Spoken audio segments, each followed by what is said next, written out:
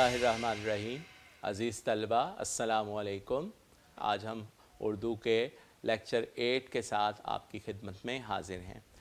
Lecture 8 जो है वो बेटा वो गज़ल से मुतल्लिक़ है कि इससे पहले हमने जो है वो नज़्म को पढ़ा था, उसके बाद हमने जो है वो अपनी शेरी और अदबी इस्तिलाहात को पढ़ा था, और आज के लेक्चर में हम जो है वो गज़ल को डिस्कस करेंगे कि गज़ल क्या है, ताकि हमें जो है वो तमाम असनाफ़ जो हैं वो पता चलती रहें। गज़ल बेटा उसकी जो बुनियादी चीज़ें हैं, जो उसके जो है वो उसकी डेफिनेशन कह सकते हैं या उसको समझने के लिए कि इसके जो मानी हैं वो हैं औरतों से बातें करना। ठीक है, औरतों से बातें करना जो है वो इसके अंदर है। औरतों के हुस्न जमाल की बातें करना, उनकी खूबसूरती बयान करना, उनके जो है वो हुस्न जमाल को जो है वो देखना। जैसे मीर ने कहा था, नाजुकी उसके लब की क्या कहिए, पंखड़ी एक गुलाब की सी है। तो इस तरह की बातें करना इसे गज़ल कहते हैं। मामलाते इश्क को बयान करना, इश्क की बातों को, इश्क के मामलात को जो है वो बयान करना। गमे इश्क को हसीन अल्फाज में बयान करना, कि इश्क में मिलने वाले गमों को इस तरह से बयान करना कि उनका लुत्फ़ दोबाला हो जाए। जैसे इकबाल कहते हैं, जफ़ा जो इश्क में होती है वो जफ़ा ही नहीं, सितम ना हो तो मोहब्बत में कुछ मज़ा ही नहीं। यानी सितम के मज़मून को जो है वो आपने पुरलुत्फ़ बना दिया, लतीफ़ अंदाज के अंदर जो है वो पेश किया। ठीक है, जैसा शायर कहता है, औरतों से बातें करने के लिए हुस्न को चाँद, जवानी को कमल कहते हैं, तेरी सूरत नज़र आए तो गज़ल कहते हैं, कि महबूब की सूरत, जाना की सूरत जब नज़र आती है तो फिर गज़ल बनती चली जाती है। तो बेटा इससे जो है वो गज़ल कहते हैं। गज़ल जो है वो बेटा उसका एक मानी जो है वो ये भी है कि हिरन की आखिरी चीख या वो चीख जो शिकार के वक्त उसके मुंह से निकलती है गज़ल कहलाती है। कि शिकार के वक्त हिरन के मुंह से निकलने वाली जो चीख है बेयार व मददगार में, दुख में, तकलीफ़ में, उसे जो है वो हम गज़ल कहते हैं। ठीक है बेटा, अब सबसे पहले हम देख लेते हैं कि गज़ल की तशरीह का सवाल जो है वो किस तरह से हमें पूछा जाएगा। ठीक है, तो बेटा गज़ल की तशरीह का जो क्वेश्चन है वो है, सबसे पहले इसके अंदर जो है वो बेटा नंबर हैं, देखिए 3 जमा 3 जमा 3, इसके अंदर जो हैं वो नंबर हैं। चॉइस बेटा, इसमें 3 शेर आपको पूछे जाएंगे और उन तीनों की तशरीह आपने करनी है, कोई उसके अंदर चॉइस जो है वो नहीं होगी। अब बेटा क्या है कि इसके अंदर इसमें जो वक्त आप जो है वो सर्व करेंगे वो है 30 मिनट का। 30 मिनट जो है वो बेटा आप इसमें लगाएंगे, क्योंकि इसमें आपको 3 अशार की तशरीह करनी है। मवाद इसमें 6 से 7 सफ़ात, 6 से 7 साइड्स जो हैं वो आप इसके अंदर यूज़ करेंगे। मैंने आपको पहले भी बताया था कि आप ये जान लें कि इस लेवल पे आपको एक शेर के लिए 2 साइड्स जो हैं वो इस्तेमाल करनी है, 2 साइड पे आपको तशरीह करनी है। ठीक है, अब बेटा नेक्स्ट जो हमारी स्लाइड है वो है तशरीह के अहम नकात, कि जो आपने इसके अंदर जिन बातों का ख्याल रखना है उनमें सबसे पहला है बेटा कि अलग अलग तशरीह करना।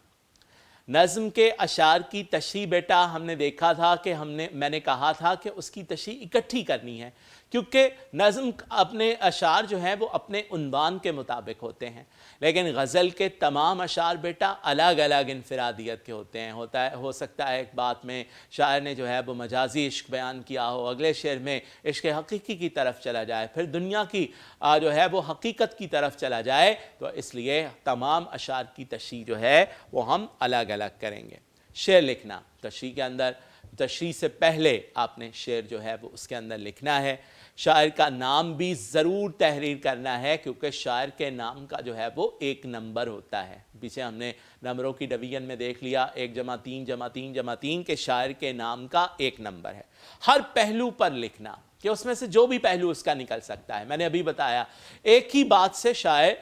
जो है वो इश्क हकीकी, इश्क मजाजी, दुनिया की सिफ़ात और इन तमाम के ऊपर जो है वो बात कर सकता है। तो उसके तमाम पहलुओं को जो है वो देखना, इसको जो है वो उस तशरीह के अंदर ख्याल रखना है। कौल, अशार, आयात, अहादीस, हवाला जात के जो है वो शेर, वो सब इसके अंदर आपने जो है वो लगाने हैं।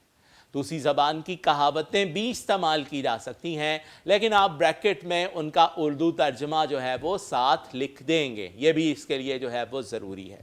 نیکسٹ ہے بیٹا کہ عاشق کی ترجمانی کرنی ہے، عاشق کی طرف سے آپ نے بات لکھنی ہے، کیونکہ ہم نے پڑھا عورتوں کے حسن و جمال اور عشق و محبت کی داستان کو اس میں بیان کرنا ہے، تو آپ نے عاشق کی بات جو ہے وہ اس کے اندر کرنی ہے، ٹھیک ہے۔ نیکسٹ ون ہے بیٹا کہ حصہ غزل ہمارے پیپر میں جو ہے کل غزلیں جو ہیں وہ 14 ہیں، 14 غزلیں اس کے اندر جو ہیں وہ آپ کے لیے لکھی گئی ہیں مختلف شاعروں کی، اور اس میں جو پہلی غزل ہے وہ ہے میر تقی میر کی، شاعر کا نام ہے میر تقی میر۔ 1723 میں آگرہ میں پیدا ہوئے، صوفی صفت انسان تھے، یعنی اللہ تعالیٰ سے جو ہے وہ لگاؤ تھا، استاد شاعر کہ ہر دور میں انہیں استاد شاعر جو ہے وہ کہا جاتا رہا۔ غربت میں زندگی بسر کی،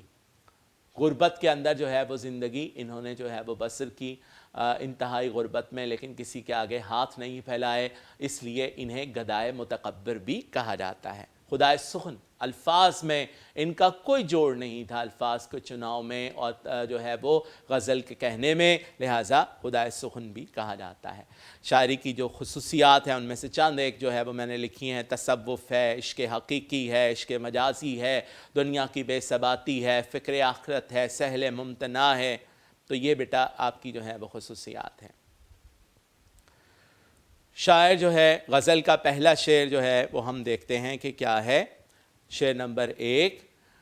جس سر کو غرور آج ہے یا تاجوری کا،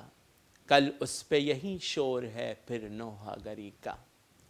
مفہوم، سب سے پہلے مفہوم بیان کر دیں تاکہ شاید تشریح چیک کرنے والے کو معلوم پڑ جائے کہ آپ اس کی تشریح کس انداز سے کرنے والے ہیں۔ دنیا میں آج تک جس انسان کو بادشاہت کا غرور ہے، کل اس کی میت پر نوحے کی آوازیں گونج رہی ہوں گی،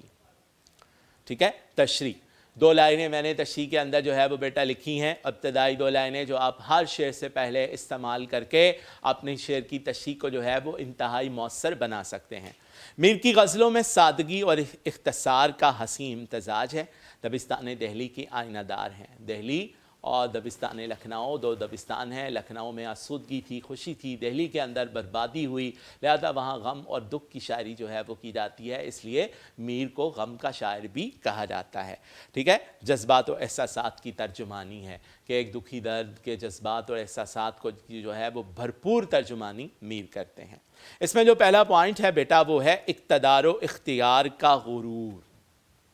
اقتدار یعنی جاہ و منصب ملنا، اختیار با اختیار ہونا، اس کا غرور جو ہے وہ آ جاتا ہے۔ بیٹا یہ ایک عام بات ہے، کسی کے اندر اگر کسی سے بڑھ کر خصوصیت ہو، کسی کو طاقت مل جائے، کسی کو حسن جوانی مل جائے، کسی کو جاہ و منصب مل جائے، تو بیٹا کیا ہوتا ہے کہ اس کے اندر غرور کا آ جانا جو ہے وہ ایک عام بات ہے، اس کے اندر تکبر بھر جانا وہ ایک جو ہے وہ فطری امر ہے۔ خدا جب حسن دیتا ہے نزاکت آ ہی جاتی ہے کہ جب اللہ تعالیٰ کی طرف سے کوئی خصوصیت ملتی ہے تو پھر اس کے اوپر غرور و تکبر کا آ جانا جو ہے وہ لازمی امر ہے، ٹھیک ہے۔ بادشاہت جسے بھی ملی ہے آج تک وہ اپنے آپ کو مطلق العنان سمجھنے لگا ہے، اور اسی طرح ہم نے دیکھا ہندوستان میں مغل بادشاہ جو ہے وہ اکبر یہ کہا کرتا تھا کہ ہندوستان جو ہے وہ میرے جوتوں کے تلوے جو ہے وہ چاٹ رہا ہے، تو اس طرح کا غرور اور فخر جو ہے وہ انہیں اپنی بات پر آ جاتا ہے۔ لیکن شاعر یہ کہتا ہے کہ اقتدار جاہ و منصب جسے اللہ تبارک و تعالی عطا کرے، اسے چاہیے کہ وہ عاجزی سے جھک جائے اور اپنے آپ کو جو ہے وہ عز و انکساری کے ساتھ جو ہے وہ رکھے، کیونکہ ایسی چیزیں ملنے سے انسان کی فرائض جو ہیں وہ بڑھ جاتے ہیں، لہٰذا یہ اس کے اندر دنیاوی زندگی کی بے ثباتی، اس کے اندر دوسرا پوائنٹ ہے، دنیا بے ثبات ہے، دنیا کو ثبات نہیں ہے، جو ہے وہ اس نے ختم ہو جانا ہے، دنیا آخرت کی کھیتی ہے، یہ دنیا اس لیے ہے تاکہ ہم اس کے اندر آخرت کا سامان جو ہے وہ کر سکیں۔ قرآن کریم کے اندر جو ہے وہ کئی مقامات پر دنیا کے خاتمے کا جو ہے وہ اعلان ہوا، اذا السماء انفطرت واذا الکواکب انتثرت واذا البحار فجرت وغیرہ قرآن کریم نے جو ہے وہ ہمیں بیان کیا ہے۔ تو دنیاوی زندگی جو ہے وہ اس کو ثبات بات نہیں ہے، وہ ختم ہو جانے والی ہے، لہٰذا یہ اس کے اندر ہے۔ شعر ہم جو ریفرنس اس کے لیے لگا سکتے ہیں وہ ہے نہ گورے سکندر نہ قبر دارا، مٹے نامیوں کے نشاں کیسے کیسے، کہ بڑے بڑے بادشاہ جو ہیں وہ اس دنیا سے ختم ہو گئے۔ میر کا دور، کہ میر نے جو دور دیکھا مغل بادشاہوں کے زوال کا دور تھا، اور انگریز نے جب مغل بادشاہوں کی حکومت کا خاتمہ کیا تو جو ہے وہ شاہی خاندان کو، بادشاہوں کو، شہزادوں کو اپنے قلعوں سے جو ہے وہ نکلنا پڑا، اور اس کے بعد انہوں نے قسم پرسی کی زندگی جو ہے وہ بسر کی، اور جو ہے انتہائی غربت کے عالم کے اندر انہیں جو ہے وہ زندگیاں بسر کرنی پڑی۔ لہٰذا اس دور کو جو ہے وہ میر نے یہاں پر بیان کیا، اور جو ہے وہ کوٹیشن آپ کو میں نے پہلے بھی بتائی۔ مغل بادشاہ اکبر کا کہنا تھا ہندوستان ایک مسکین کتے کی طرح میرے پاؤں کے تلوے جو ہے وہ چاٹ رہا ہے، لیکن پھر وقت نے دیکھا کہ ان کا یہ نسلی غرور جو ہے وہ خاک میں مل گیا، کہ ان کو جو ہے ان کے اقتدار کو ختم کر دیا گیا، ان کے جاہ و منصب کو پاؤں تلے رون دیا گیا۔ لہٰذا شاعر کا معنی یہ ہے کہ اللہ تعالیٰ اگر خصوصیت دے تو اس پر غرور و تکبر نہیں کرنا چاہیے۔ اگر اس کو غزل کے حسین پہلو کے اندر جو ہے وہ لیا جا سکتا ہے تو شاعر اپنے محبوب سے یہ کہنا چاہتا ہے کہ جوانی اور حسن عارضی چیزیں ہیں، ان کے اوپر تکبر نہیں کرنا چاہیے، کہ یہ جان لیں کہ جوانی اور حسن کو بھی ایک دن زوال جو ہے وہ آنا ہے، کیونکہ علامہ محمد اقبال نے ارشاد فرمایا وہی ہنسی ہے حقیقت زوال ہے جس کی، کہ جسے زوال نہ ہو وہ ہنسی نہیں، اور حسن کو زوال ہے، لہٰذا میرے محبوب تمہیں اس پہ تکبر نہیں کرنا چاہیے۔ جو بیٹا اشعار ریفرنسز اس کے اوپر ہم لگا سکتے ہیں وہ یہ ہیں، دلی میں آج بھیک بھی ملتی نہیں انہیں، تھا کل تلک جنہیں دماغ تخت و تاج کا۔ شعر کی جو ہے کچھ علامتیں بیٹا شعر میں استعمال کی جاتی ہیں، اور ان کے پردے میں ایک گہری بات جو ہے وہ کی جاتی ہے۔ ان علامتوں کو بھی اگر آپ ظاہر کر دیں، ان علامتوں کو بھی بیان کر دیں تو یہ اچھا امپریشن جو ہے وہ پڑے گا۔ جیسے تاجوری طاقت اور قوت کی علامت ہے، اور اسی طرح نوحہ گری بے بسی اور لاچاری اور عاجزی کی علامت جو ہے وہ ہے۔ تو شاعر نے یہاں پر یہی کہا کہ جو طاقتور ہے، شاعر کا موقف یہ ہے، میں نے کہا موقف، ٹھیک ہے، آپ نے اسی طرح سے انہی الفاظ کے ذریعے تشریح کرنی ہے کہ شاعر کا موقف یہ ہے کہ جس کو جو ہے وہ طاقت اور منصب ملے اسے غرور نہیں کرنا چاہیے، کیونکہ وہ طاقت اور منصب عارضی ہے اور ایک نہ ایک دن اس کے ہاتھ سے چلا جاتا ہے۔ بیٹا میر کا جو ہے وہ قطعہ لگایا جا سکتا ہے۔ میر کہتے ہیں کل پاؤں اکاسا سر پہ جو آ گیا، یکسر وہ استخوان شکستوں سے چور تھا، کہنے لگا دیکھ کے چل اے راہ بے خبر، میں بھی کبو کسوں کا سر پرغرور تھا، کہ میں بھی کسی کا سر پرغرور تھا، اور آج میرا عالم جو ہے وہ یہ ہے۔ شعر نمبر 2 بیٹا، آفاق کی منزل سے گیا کون سلامت، اسباب لٹا راہ میں یا ہر سفری کا۔ مفہوم ہے دنیا کے مسافر خانے سے کوئی مسافر سلامت نہیں لوٹا، یہاں ہر مسافر کا سامان بیچ راستے لوٹ لیا جاتا ہے۔ تشریح کے اہم نکات، پہلی لائن جو آپ لکھیں گے وہ میں آپ کو پچھلے جو ہے وہ لیکچر میں پچھلے جو ہے وہ سلائیڈ میں شعر نمبر 1 کی تشریح میں وہ بتا چکا ہوں کہ 2 لائنوں سے آپ نے اس کو سٹارٹ کیسے کرنا ہے۔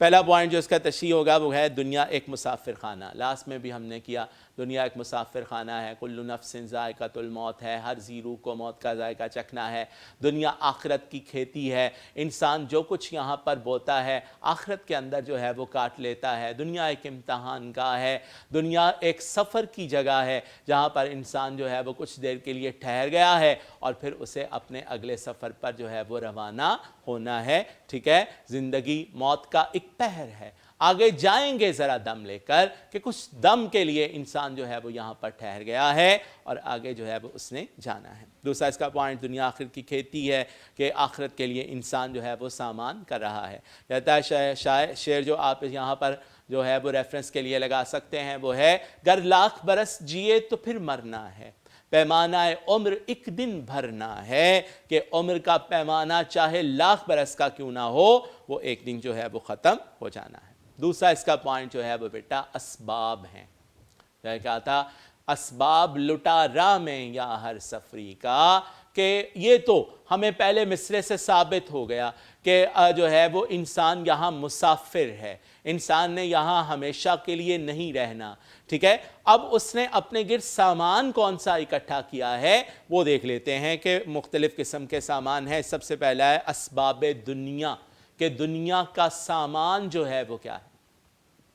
ٹھیک ہے۔ انسان اس دنیا میں آتا ہے، دنیا کی عیش و عشرت، آرام اور دنیا کی نمود و نمائش،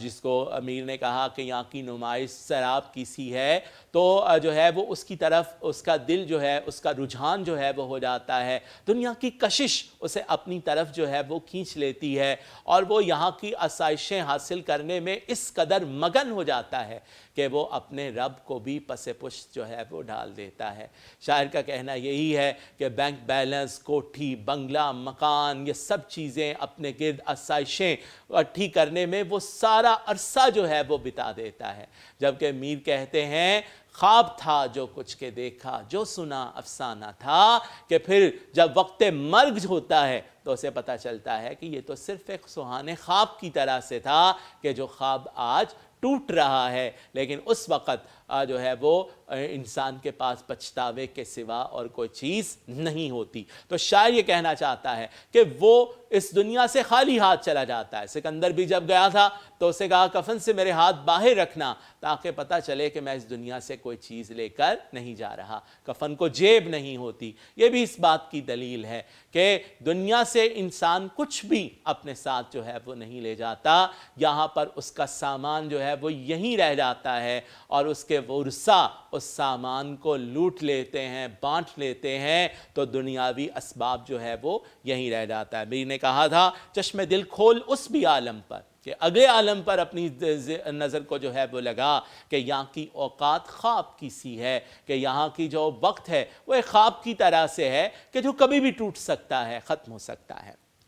دوسرا بیٹا اس کا جو پوائنٹ ہے وہ ہے چین و قرار، چین و قرار جو ہے وہ لٹ جانا،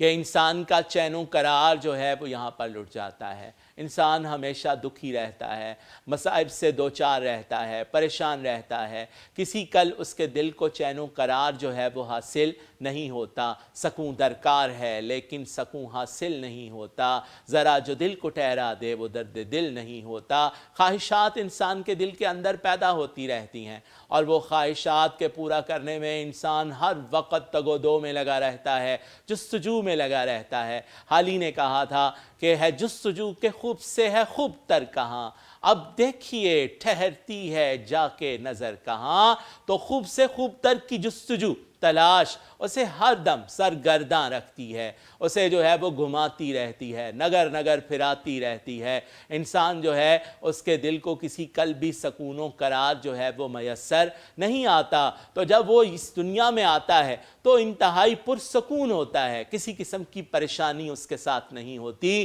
لیکن دنیا کے آغاز سے اور آخری لمحے تک اس کے دل کو بے چینی اور بے قراری جو ہے وہ لاحق رہتی ہے، جسے غالب نے اس طرح جو ہے وہ بند کیا ہے، قید حیات و بند غم اصل میں دونوں ایک ہیں، موت سے پہلے آدمی غم سے نجات پائے کیوں۔ اور اس کے بعد بیٹا سب سے بڑا اسباب شاعر نے معصومیت کو قرار دیا، کہ انسان جب اس دنیا میں آتا ہے تو معصوم ہوتا ہے، بے گناہ ہوتا ہے، اور یہی اس کا پاس سب سے بڑی مال و متاع ہے کہ وہ بے گناہی اپنے ساتھ جو ہے وہ یہاں پر لے کر کے آتا ہے، لیکن جب وہ یہاں پر پہنچتا ہے تو دنیا کا عالم اسے اپنے ارد گرد، دنیا کی چیزیں جو ہیں وہ اسے گناہوں کی طرف مائل کر دیتی ہیں، جس سے اس کی معصومیت جو ہے وہ ختم ہو جاتی ہے، اور وہ آتا تو صاف ستھرا ہے لیکن گناہوں کی گندگی سے لتھڑ کر اس جہاں سے اس جہاں کی طرف جو ہے وہ سفر کرتا ہے۔ اسی کی طرف جو ہے وہ اشارہ کیا ہے یہاں پر شاعر نے، اور دنیا کی اس بے ثباتی کو، دنیا کی اس حقیقت کو بڑے خوبصورت انداز کے اندر شاعر نے ہمارے سامنے جو ہے وہ پیش کیا ہے۔ مختلف شاعر جو ہے وہ اس کے لیے معصومیت کے لیے جو ریفرنس آپ لگا سکتے ہیں، اس جہاں میں آ کر ہم کیا کر چلے، بارے عیسیاں اپنے سر دھر چلے، کہ کچھ اور نہیں کیا، صرف گناہوں کا بوجھ جو ہے وہ اپنے سر پر اٹھا کر ہم اس جہاں سے اس جہاں کی طرف جا رہے ہیں۔ دل زمانے کے ہاتھ سے سالم، کوئی ہوگا کہ رہ گیا ہوگا، کہ زمانے کے ہاتھ سے کوئی دل باقی نہیں بچتا، اور وہ اس طرح سے ہے. ٹھیک ہے بیٹا؟ تو یہ ہے ہمارا جو ہے وہ بیٹا اپنا یہ لیکچر. امید ہے آپ کو یہ لیکچر جو ہے وہ بھی آپ کے لیے مفید ہوگا. اگلے لیکچر تک کے لیے اجازت دیجیے. السلام علیکم ورحمۃ اللہ وبرکاتہ.